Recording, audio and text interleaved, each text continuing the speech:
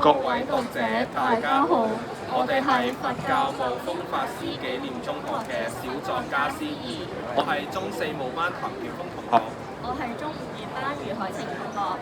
不經不覺，原來我哋已經係第2年嚟到書展，同大家介紹我哋學校出品嘅學生作品集《謀學風進》，真係好高興啊！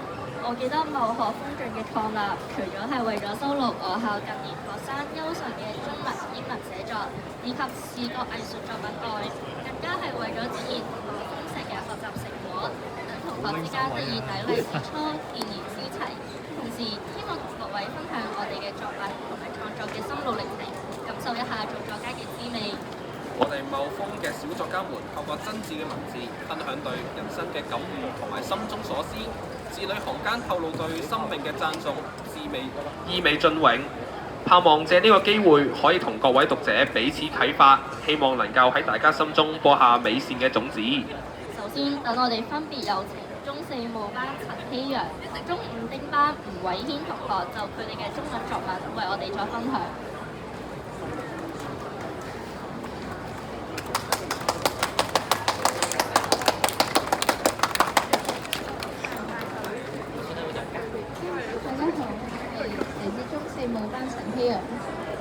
大家好，我係中班學生。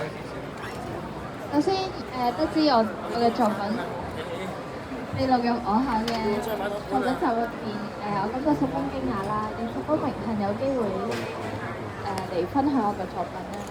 首先喺人類生活中咧，講嘢係一個不可缺失嘅工具啦，佢使我哋可以同外界交流、表達想法。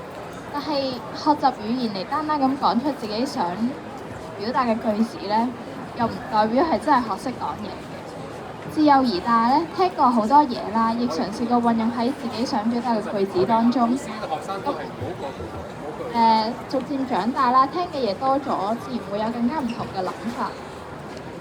嘅呢篇文章咧，講述嘅係有關我對媽咪有從前不良好嘅相處模式。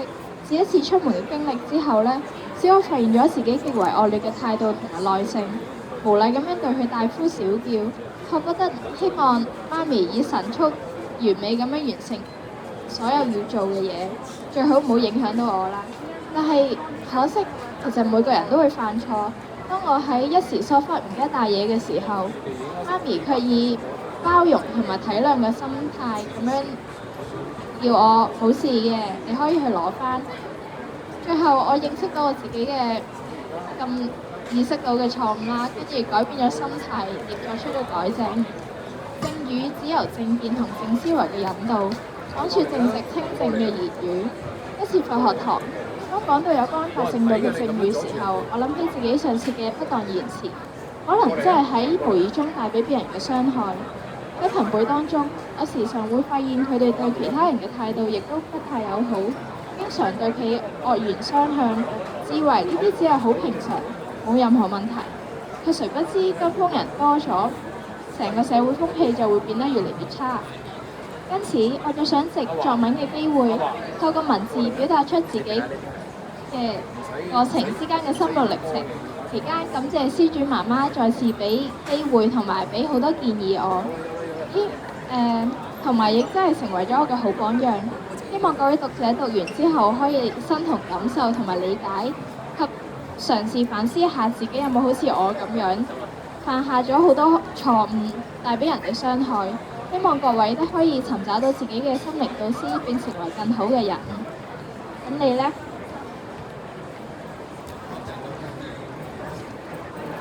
文章係你是我哋好榜樣，在你的身上，我學會了堅持。呢篇文章講嘅係一班朝聖者喺布達拉宮前往布達拉宮嘅故事。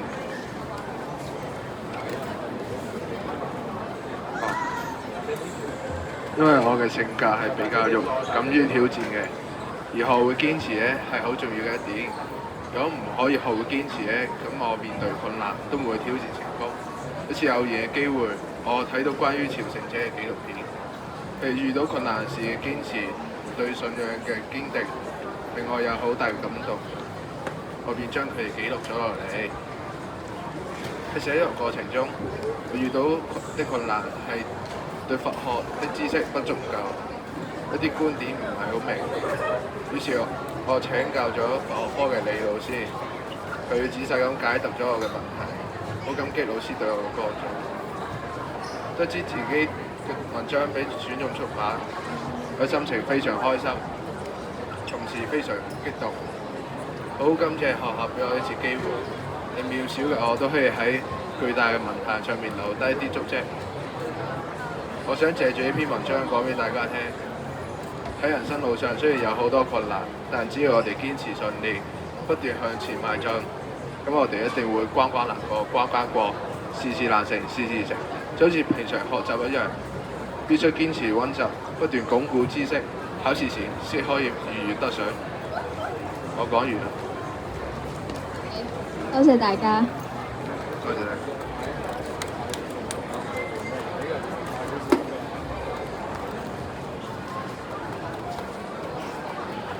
文字嘅魅力又點會局限於一種語言呢？中國語文嘅文學藝術世界博大精深，除咗中文科嘅分享，我校同學喺英文科嘅表現亦都越嚟越出眾。例如之前嘅英文話劇亦都取得不俗嘅成績，喺校際話劇比賽中亦奪得唔少嘅獎項。而喺寫作方面，就有請我哋中5月班陳子慧同學為我哋分享佢嘅創作成果。Thank you.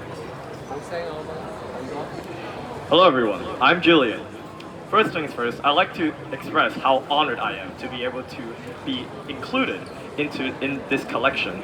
And now I have the chance to be able to share this book with all of you, and I feel very thankful for it. Now this collection aims to display all the students' talents, allowing them to learn from each other, as well as acknowledging their remarkable performances. Now in this collection, there are 4 contents that the readers can explore. There is a Chinese, English, music, and visual arts.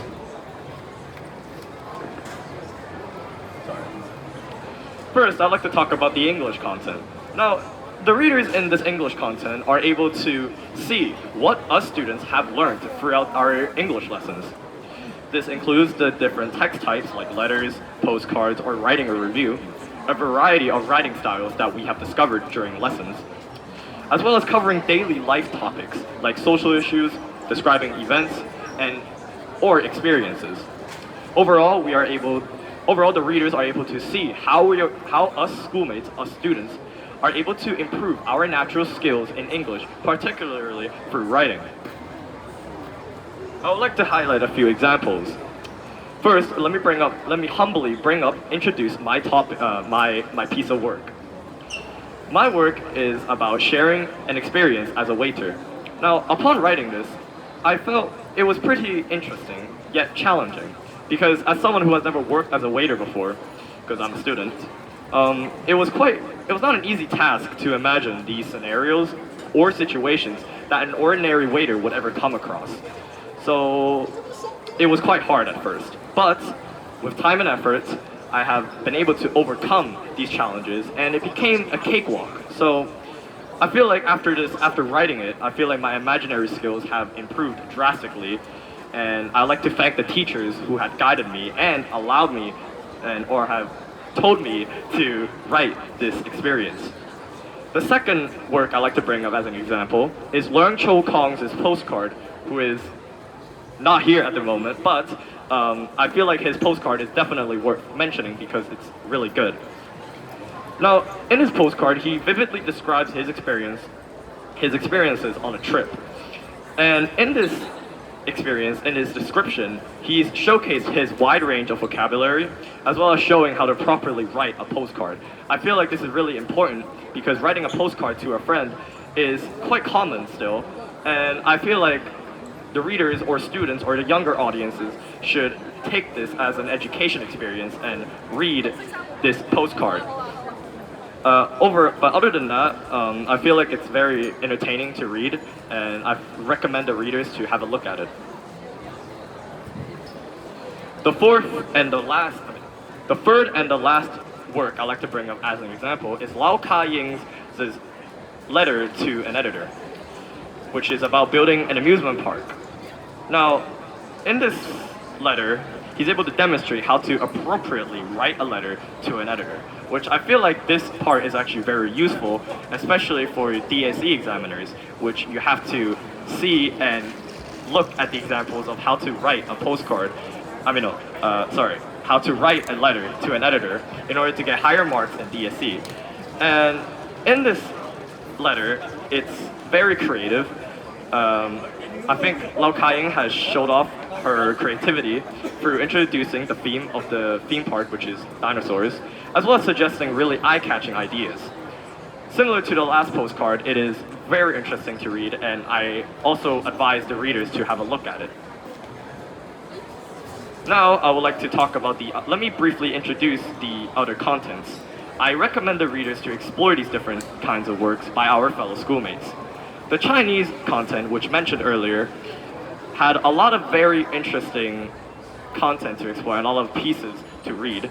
A lot of them revolve very heartwarming and encouraging pieces of work, a lot of essays, and I feel like it's worth readers' time to read it. Secondly, I'd like to talk about the music section. In this section, the readers can scan the QR code and listen to our students' skills in playing instruments, as well as acknowledging their true talents. The Guzheng in particular have won many awards, and she is very famous for her Guzheng skills. There are also other instruments like piano, violin, marching band, and the Chinese drums. Lastly, I would like to talk about the visual arts. The readers can foresee students' potential in artistic creations. These artistic creations include self-portraits, ceramics, and Chinese ink wash paintings, and even more.